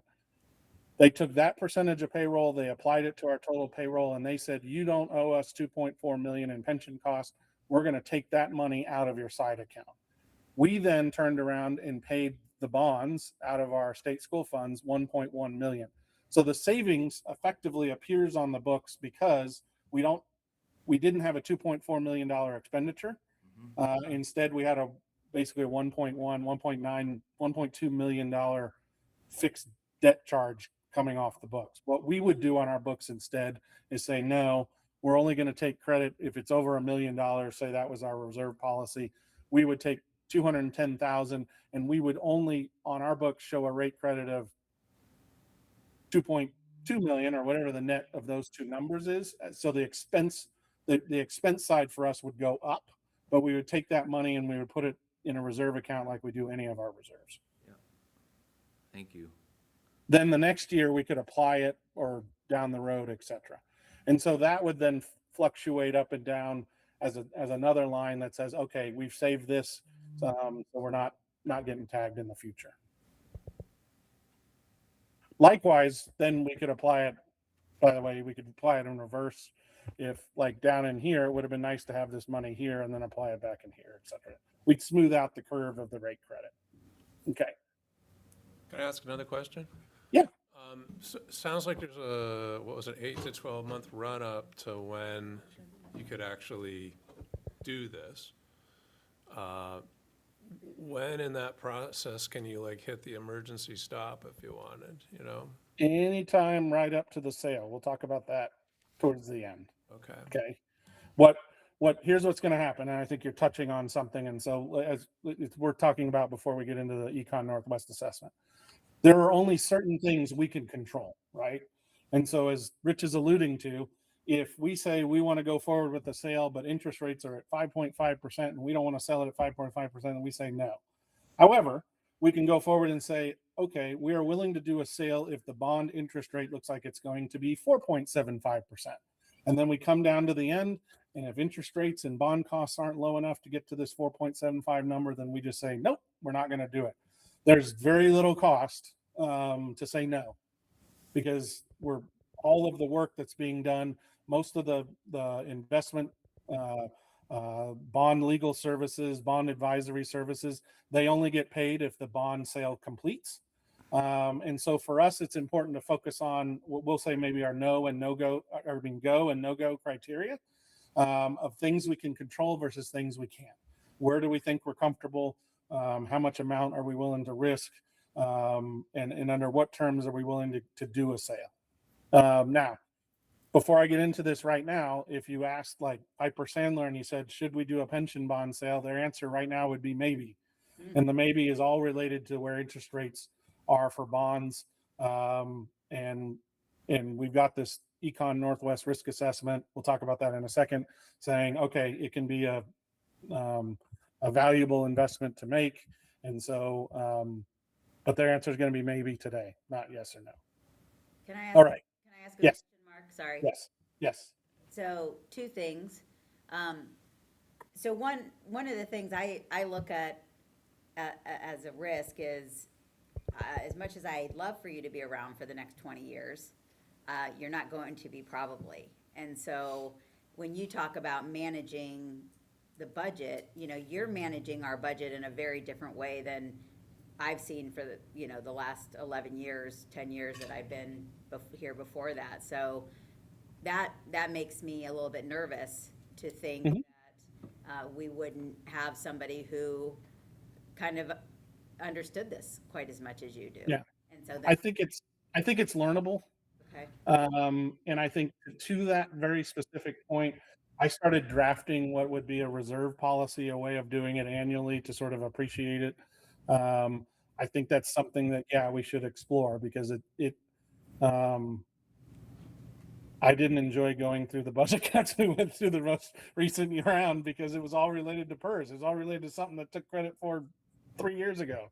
And so, yeah, I don't want to leave that to somebody else. And so I think that's a factor. I think that's learnable though. In hindsight's 2020. And so in this case, I think everybody's learned. It was kind of like, back in 2008, home sales never went down or whatever, remember that all these things that were, everybody assumed was right. Interest, post-COVID, inflation never is above 2.5, or something. And now all of a sudden you got a different world. I think those things always can happen. And so the key is the one distinct difference is between what we're talking about doing and what was done before was PERS really just takes everything and then reallocates it based on spending it out 20 years. But if you think about this in another way, it's a little like if any of you guys have seen anything like variable annuities where you're getting ready to retire and somebody takes money and they invest it before they retire, and the variable part is they see how the investment does, and when they're ready to retire, if their whatever their yearly need out of their account was $100,000, they get paid $100,000. Well, then if they have a huge year in the second year of retirement, there's attempted to like increase that number. And what a lot of financial advisors might say is, well, no, don't take all the money, but like draw out your retirement, give yourself more runway and time. The problem with PERS world is the side account has to go to zero in 20 years out. And so we can on our side ensure that that's true, that we're going out on our terms, not on PERS calculation formula. So anyway, we'll talk about that later. I think it's doable. All right. Eco Northwest, they do simulations. They do a Monte Carlo model. It's like 10,000 different market paths based upon all sorts of things. They use the standard PERS rate of return of 6.9%. They assume payroll growth of 3.4%. And then they test bond interest rates. Remember, this is the one number we can control before the sale, between 4.25 and 5.25. I'll answer the next question someone's going to ask. Where are we at today? We're probably between 5.5 and 5.75. So we are currently in a place that we would be outside the realm of what was even tested, and so we're not even going to imagine doing this. So rates are going to still have to come down at some point to do it, but we'll show you a graph of how far interest rates have fluctuated over several years, and you can see why you never know what will change. All right. This table is a summary of all the statistics, and I'm circling 3 sets of numbers on here. You don't necessarily have to get into all the other details. What this really is saying is, up here at the top in blue is they did each of these scenarios, and they measured TIC as the main variable. If it was 4.25, 4.75, 5.25. And then they amortized each over 20 years. And then they calculate like how the investment performs. So per $1 million is what's on this chart. And if you read like, let's take this 4.25% number, the average benefit for the $1 million invested over the life of it was $338,000. The maximum was 2.8 million. So that was the maximum, meaning of the 10,000 statistics, the single best one out of 10,000 was that $1 million invested returned 2.8 million. Probably not very likely. It's 1 in 10,000. The minimum return was a loss of 360,000. Okay. Now that was also 1 out of 10,000. These percentiles here are related to the percentile outcome of all this $10,000 simulations they ran. The 5th percentile is basically, if it's 5th percentile, it's 1 in 20%. So it's like a 1 in 20 year chance. Okay, that's kind of what you had in 2008, similar type of scenario. That, hey, what happens if they have a serious market downturn during these 20 years? Now, if we're investing $1 million and we hit the 5th percentile, that would be like people that did their pension bond program in 2007 and the market immediately declined. They're going to lose $100,000, roughly $96,997. So they're losing $100,000 per million invested over that 20 years. If you invest $30 million and you got $100,000, that's a $3 million loss, but it's spread out over 20 years. Okay. What the zero bound percentile tells you in Monte Carlo is what are the percentage odds that you will have a net present value of the investment greater than 0? In other words, at the end of the day, over 20 years, will you return $1 more than you spent out in fixed costs? And if you see at 4.25, they're giving it an 87% chance that it will succeed. And then obviously it drops the higher you go. Today, if you ask me, I would target this 4.75 number. Okay. If interest rates don't get to 4.75, then I'm not sure I'd want to mess with it. Okay. But that 4.75, even a 5.25 though number, has a 75% chance of yielding a positive return for the school district. Okay. And so you're dealing with a situation where the basic mechanics of the investment, right? I mean, you can think of all the bad investments that are out there, and people open businesses and they fold up, and it's like you see the restaurant that goes into the one location and keeps folding up, keeps folding up, keeps folding up. You're like, I'm not sure restaurants are a great investment, right? If you told anybody you could have a 75% chance of coming out ahead, it's pretty good. But that's how sensitive this number is to this initial total interest cost of what the bonds are selling for. Okay, and so that's per 1 million in funding. Another way to look at this is to look at it kind of both in terms of odds and in terms of what that means. At a low interest, 86% chance, high interest, 75% chance. Remember, we're higher than this now, so we're not even going to take it if we could do it today. We set the maximum interest rate we're willing to accept, and that's what we have to consider and decide how comfortable we are doing this with all of the other things going on at this investment. In terms of strategies, these are ways to mitigate the risk. We can establish our no-go, i.e., if it's not less than 4.75%, we're not going to do it. We can do an annual pension obligation bond side account analysis. My understanding, because I asked for paperwork for prior years, I can't get anything with 2012 or earlier that tells me what they actually expected this thing to perform at, which I think is strange. I'm sure it's out there. It has to be out there. But our plan would be this has to be done every single year. I'm playing with what it would take to pay a third party to do that, because ultimately then it wouldn't rely on, me, myself, and I, or whatever. It would rely on a third party who these calculations can be done. We then establish a rate stabilization reserve account and policy that the board would approve and control. And then we consider the delayed application of rate credits to budget in early years. In other words, even if they gave us a rate credit in March of next year, we might not want to take credit for it at all in terms of how the net revenues expenditures for the districts. We may take all the savings, put it into a reserve until we can prove that the investment package is a whole, and that might take 2, 3, 4, 5 years till we're comfortable with that. Unfortunately, that delays the benefit to the district. And so when you look at it, you think, well, do I really want to agree to something today knowing that I'm not even going to help myself out for several years? That's the trade-offs. In terms of this total interest cost, this chart is a chart of the 10-year treasury. And so you can see that over time, back in 2003, 2004, we were above 4. In fact, we were up above 5. We had interest rates higher through 2006, 2007. Remember, people did pension obligation bonds back when it was above 5. If we look at the 10-year treasury today, we're up here. One of the things to realize, that's why I kind of gave you this chart here. The 10-year treasury is usually one of the lowest rates you're going to find, so 4.75 roughly today. School pension obligation bonds usually sell for about a point higher than that.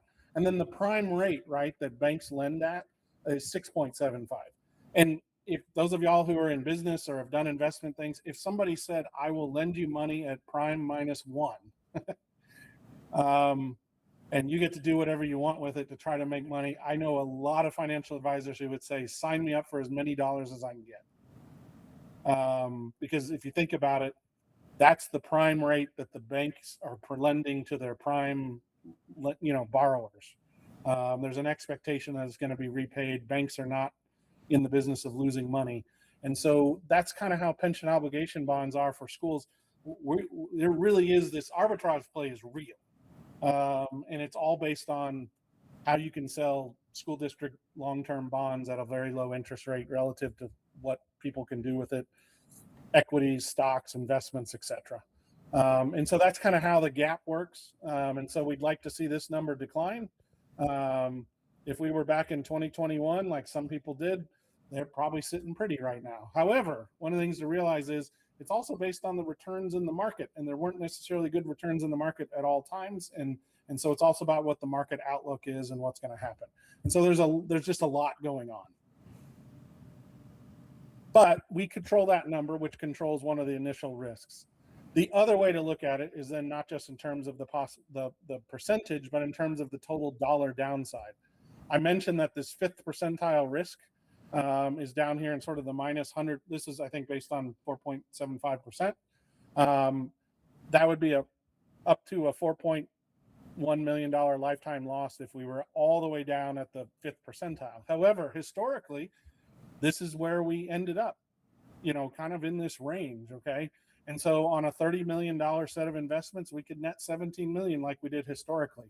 The upside being sort of the 95th percentile being sort of the best is a huge number.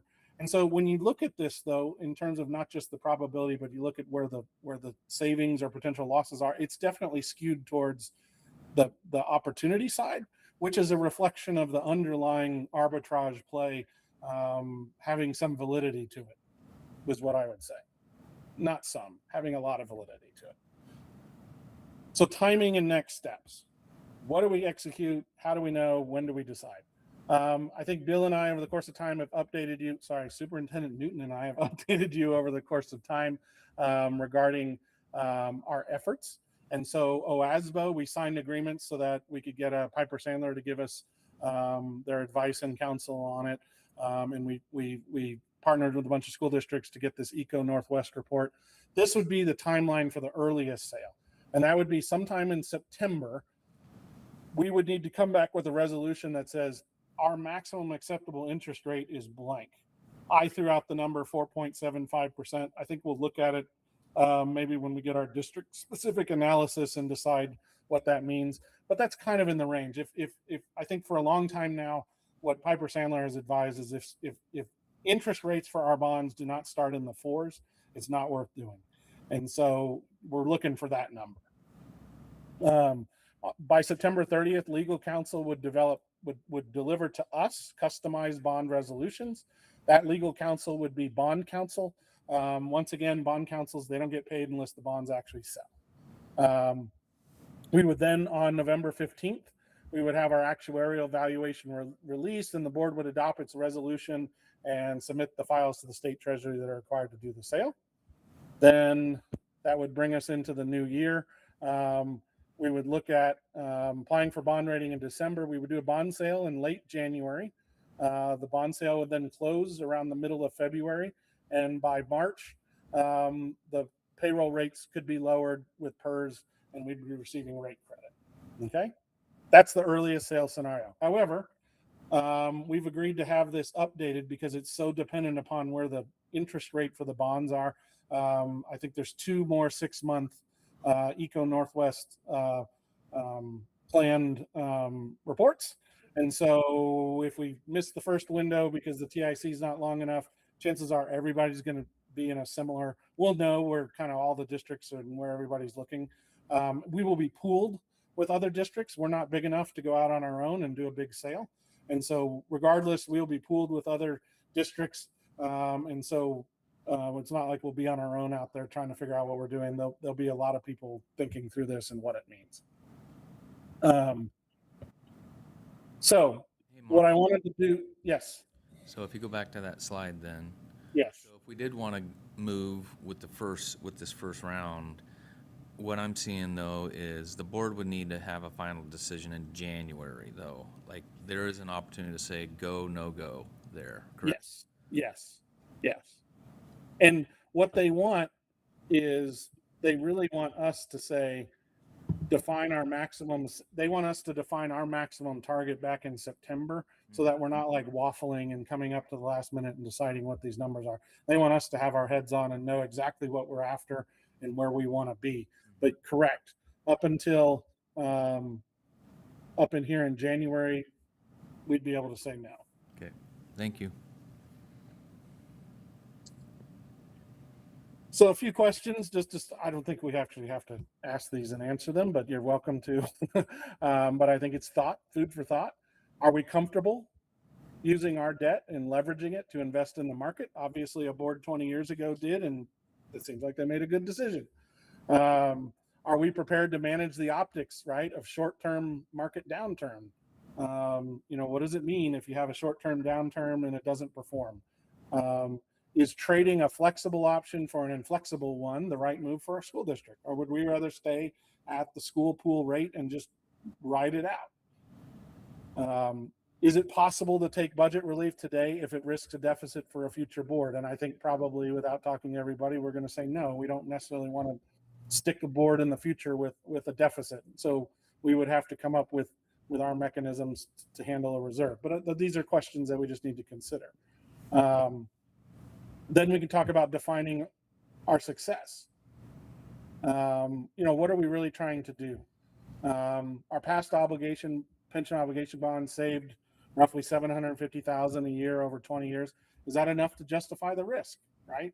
We have a $100 million total budget, 750,000. It's a sizable number. But do we view it and say, well, maybe it doesn't necessarily change the overall mechanics of the district? That would be one way to look at it. On the other hand, if somebody came along and said, I'll give you a $750,000 grant, we would never turn it down. So we do want to think about our operational discipline. If we do secure the savings, what do we spend it on? And I think that's one thing that Chrissy's really referring to when she asked the question about how we're managing the budget today versus how we may have done it in the past, is there was a tendency to just sort of apply rates as a percentage of payroll and run through, and whatever came out the back end was what came out. We're trying to involve more operational discipline to say, no, what do we want to spend it on? An example could be, no, it's just because it saves pension costs doesn't mean we're going to run it back into labor. We could use it for building up deferred maintenance reserves, or assign the investment savings to limit, programs like CTE that have a high investment cost and upfront cost on equipment that we're always struggling to figure out how to fund. We could designate that money to go to those things. And so you as a board, we talk about risk, we talk about the downside. It's easy to get focused on that. You as the board could really be making a decision that sets up the district for 20 years of really nice, like programmatic growth, handling deferred maintenance, doing things that maybe we've never had in our budget, and maybe because of where we're at with PERS costs and things, we just can't get there. This would be a vehicle to do that. And so, as you know, I keep saying it in a lot of board meetings, I like to play offense rather than defense. This is definitely an offensive strategy that would allow us financial freedom to operate in the future, to make decisions as a board. And so in one sense, if we took all that savings and we applied it to these other areas and there was a downturn in the future and we didn't spend it, we would have the money anyway. And so it would be a function of how well as a board you want to control those funds through our reserve account, and what we would want to leave as a policy, very specifically around, you're right. What are the things we could do with this money that isn't just running it kind of like through the normal process? And so I think in that sense, it's worth really having a lot of dialogue internally with yourselves of like, yeah, you're right. If we could do this and get $14 million, that's a nice, healthy bond sale for 20 years. Well, what would we do with it? And we've had long range facilities discussions. We've had all sorts of discussions. So that gives us an opportunity to think in those ways in a real positive sense. All right. That's a lot. I know it's been a long day for y'all. Are there any other questions? So if we went ahead with this, and then there's thought of a capital bond in the spring, and if we have this new bond, this new debt load, is that going to, It should not affect. our rates or something we might get? No, it should not. I asked that question to Piper Sandler, and they said no, it shouldn't. These are viewed differently in the market enough. Our total allowable bond load is like statutory is like $500 million or something ridiculous. And so the amount of money we're talking about here wouldn't affect that rating. And if you think about it, we've had bond sales over the last 20 years, geo bonds, and it didn't affect it either. So. Well, so, for my 2 cents, we're not making any decisions or anything here, but, it seems encouraging, at least, certainly worth more thought. I like some of the boundaries you're setting out about being, I'll call it conservative, about, going in at an appropriately low interest rate as best we can tell. I think it's vital that there's some kind of policy, so to speak, of like, look, this is how this money gets invested. So a few short years from now, when you're on a beach in Hawaii, whoever the new person is here, there's a guidebook, like this is what goes on with this. Yeah. So Mark, I know you don't have a crystal ball, but we have a high interest rate right now, and we're in a war in the, a war. Is this a particularly bad time to be doing this, or is that just really the way the world works and you just sort of jump in and plan on it changing? I think what's interesting, and I don't have it in here, and unfortunately I'm traveling and I don't have it. There were, if you take this as the curve of interest rates over time, there were bond sales in 2003, 2004, 2007. There were tranches done here, I think in the early 2000s. There were ones done here when interest rates were really low at 2021. And when you see like a 1 year kind of fluctuation, I actually, when I kind of looked at it in this sense, I was like, wow, if we're looking for this tight of a number, these interest rates really are, they do fluctuate. More so than I would think of over a 1 year period. I'm not always thinking that way, right? And so, but bond sales have occurred at all sorts of interest rates. And really, when you look historically, back in 2004, 2005 wasn't that dissimilar to what it was today. Now, what you had back in 2004, 2005 is you had a very bullish market for several years. And so the investment outlook was very bullish. That's where this sort of 8% number came from. And so that number's lowered a little bit to 6.9%. And so that narrows this gap just a little bit. And so, yeah, I think I've asked different people that's their livelihood on this thing. And they all say the same thing, which is if I could tell you exactly where it's going to be in a year, they would already be living on that beach. Enjoying themselves because they would have their crystal ball. So I think for us, it's more about where are we comfortable? What are our go, no go? Let's be very disciplined in our approach. And I think one good thing is, back in 2004, 2003, people were concerned because they saw the unfunded liability growing. And I think the last time I did a presentation, I had a PERS chart. You could see the PERS rates going up, up, up. And then they were hopeful that this next biennium, they would sort of hang flat, right? That they had turned the corner on this unfunded liability issue. We'll see where it goes. Last year's investment returns were 10 point something percent as opposed to 6.9%. That paid down total PERS unfunded liability from like 29 billion to 27 billion. That's very encouraging. But we just don't know till we know. And so I think on our side, it's, hey, to me, if it happens, I believe the arbitrage play is real. I can see why structurally in the universe it would make money way more times than not. But like I said, I think as long as we aren't beholding to saying, oh, well, we need this $1 million to do blank, and we can be conservative about that, hold on to it, use it on the areas that we really want to use it on.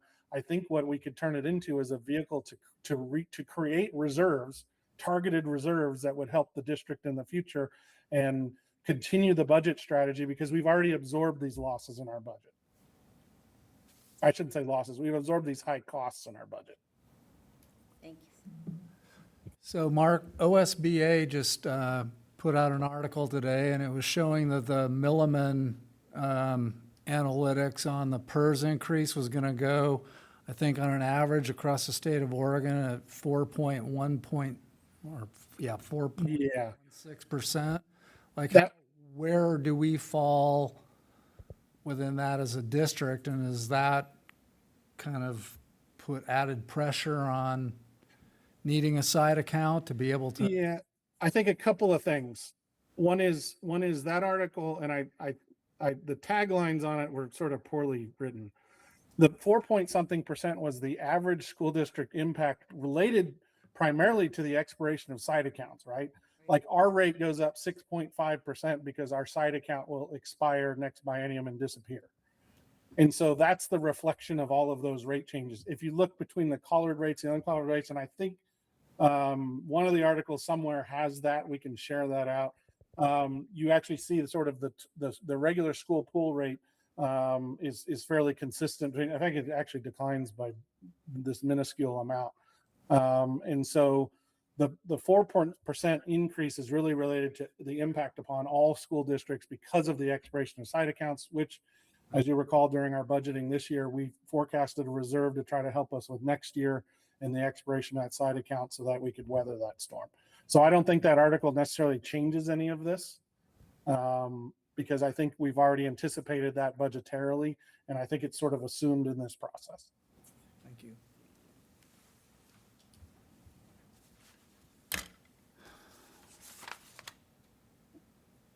So if there are no more questions, then we move on to, are we at consolidated reports? We're done. Do board report, board comments. Say thanks. Thank you, Mark. Appreciate your thorough reporting. Thank you, Mark. Thank you, Mark. We will talk again. If you guys have any questions, send them to me, and then I think we have an August FAC meeting. We can probably tackle them there. Okay. Great. Thank you very much. Thanks, Mark. Appreciate it. Now we'll move on to board member comments. We'll start with you, Jesse. Sounds good. Thanks, Dave. Well, welcome back, everyone. We're saying that at the end of the meeting, but it's exciting to start another school year. Thank you to all the awesome reports and stuff that went on today. The work session was really great earlier, too. I think it's going to be a really great school year. Lots to think about. This is a really great presentation by Mark. I feel like I understand the PERS side account thingies a lot more now. And I like that we're thinking about being cautious with it, because it does sound like it's can provide, those reserve funds that he's talking about, but putting in those, the policies and the guidelines for the future so that we're not just benefiting from it now, but, keeping it sustainable in a way. So thank you for that. And yeah, excited for a new school year. Thank you. Thank you. Yeah, I think it was a good work session today. I'm excited for the new school year. It was nice to see the grants that we had today, which is always great to see, right? And thanks for Mark for all his work on the PERS information. And I'm just excited to get going for the new school year. And thank you, Chrissy, for being board chair and in the past, and Dave for doing it going forward. So, and Jesse too. Yeah, thanks for a great work session. Thanks, Chrissy, for being board chair all the times you've done it, and for Dave stepping up, and for Yessie also doing it. I would, I do appreciate Mark coming. I think I understand it like a little better now than I did before. It's super, it is a really high-level financial undertaking, and I think it's great to have Mark with us, helping us through it. So it was really nice seeing him.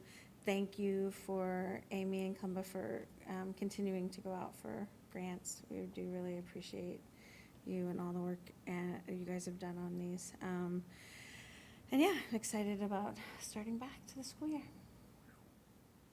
Thanks. Well, did all of you guys, and what you guys said with the work session and grants and this new school year. Thank you for the summer school, all the staff that work for the summer school. I know it takes a lot.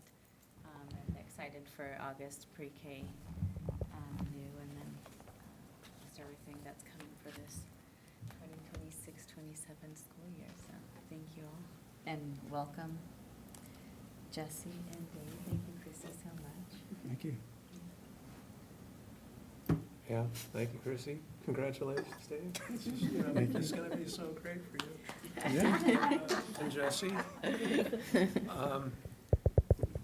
And yeah, I mean, I don't know, I already talked about the side account thing. Thanks. Thanks, Rich. Oh, I don't even have to go last. Thank you all very much for trusting me to be board chair last year. It is, I just really appreciate all your support during that time, and can't believe it. Last one. What?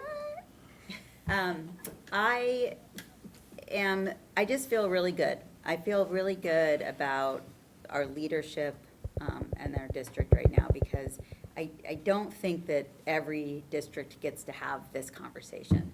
They're not financially stable enough. They don't have enough a good team in place to be able to take on something like this. And with the possibility of making some money for your district and having some options for programming and for supporting your kids and your community. So I'm just super thankful that we have that at that level. And then, you know, you go all the way down to, you know, we've got great help just continuing to find funds to help support things with our kids that is a little bit outside the box and that not everybody gets to do. And then our staff that's working summer school.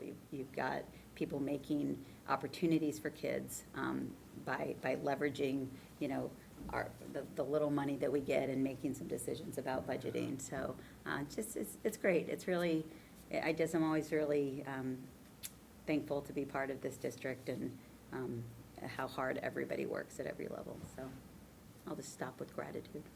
All right, thanks. Well, I'd like to thank Bill and the admin team for a great leadership, not a leadership meeting, a work session is what we did earlier. And great to see that summer school is off to a great start. What did I hear, 210 kids? For roughly, elementary. for elementary. A little over 200 for secondary. I enjoy passing those kids who are out waiting for the bus to go to school. I always think great things are happening when I see that in the summer. Thank you, Amy and Columba, for your efforts with grants and bringing them to us so we can improve them to enhance all the programs that we offer for kids. It's awesome. And thank you, Mark, for your report on POB. I'm learning more about that. You lost me a little bit on the collared and uncollared part of things, but I'll, I guess, check in with you to learn more about that, get questions answered. Lastly, I'd like to welcome Jesse to the board leadership team. It's going to be great working with you. I'm excited for that. And lastly, Chrissy, you leave huge shoes to fill, like with your efforts not only in our district, but stepping up at the OSBA teams and OSAA and lobbying in Salem. You leave huge shoes to fill, and it's been an honor learning from you. And this year will be no different. I'm sure I will be calling you all the time to get advice. But it's been a pleasure working alongside you, and You as well. you're awesome. So thank you. Thank you. And with that, we will gavel out of our public meeting for the Hood River County School District at 8:02 p.m. Yeah. 2 minutes. So here, you